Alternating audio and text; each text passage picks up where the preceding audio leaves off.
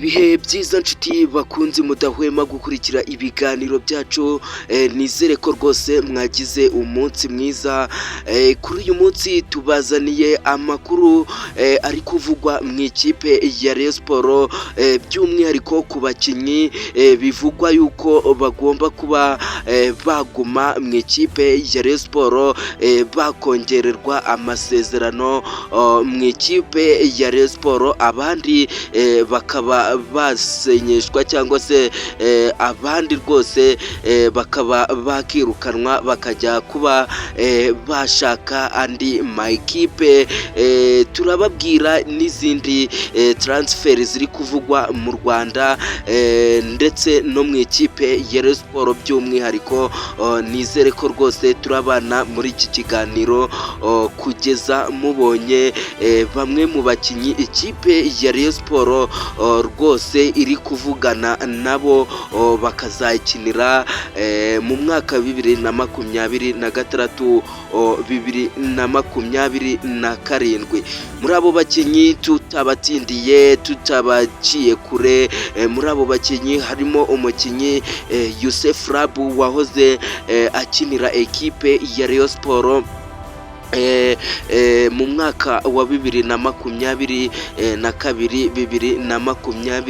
2023. tutabatsindiye rwose, nizere ko rwose mwakanze subscribe, nizere ko rwose mwakanze share ndetse na comment na like, ubundi bwo tukaba twagendana muri iki kiganiro. Ikiganiro nizere ko kiri buze kubaryohera nk'abakunzi ba ekipe ya Rayon Sports 5-5. tutabatsindiye umukinnyi wa mbere usinyishijwe cyangwa se bwihishwa cyane, bwihishwa byakozwe rwose bwihishwa. Uyu mukinnyi bamwita Chimanga Chirembi, uko umureba uko yambaye isaha rwose ku kaboko. Uyu Chimanga Chirembi yamaze kuba yakongera amasezerano rwose mu ikipe ya Rayon Sports bwihishwa. Ibi byakozwe n'umutoza wa ekipe ya Rayon Sports ushinzwe kumenya imikinire y'abakinnyi ba Rayon Sports, Dylan.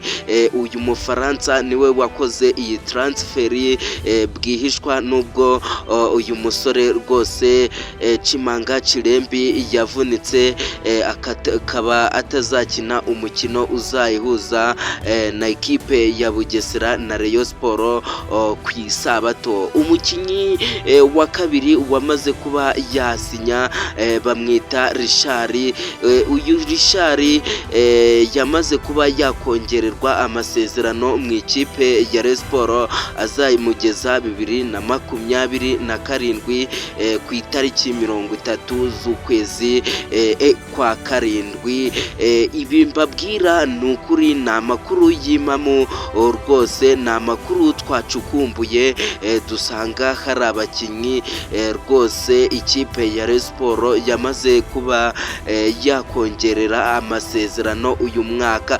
Undi mukinnyi twababwira ni umukinnyi Tonic Toga. uyu mukinnyi witwaye neza ku mukino wa APR Derby, ni umukinnyi rwose Yodira ni mutoza rwose ahise avuga ngo uyu mukinnyi ni mu mufatirane hakiri kare.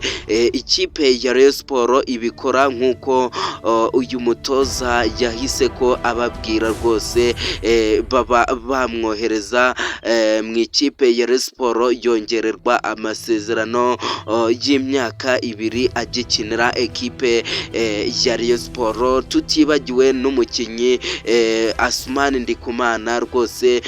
Uyu mukinnyi Ndikumana Asmani we rwose yayongeye mu gice cya kabiri cya shampiyona kigitangira, nibwo yongeye amasezerano mu ikipe ya Rayon Sports.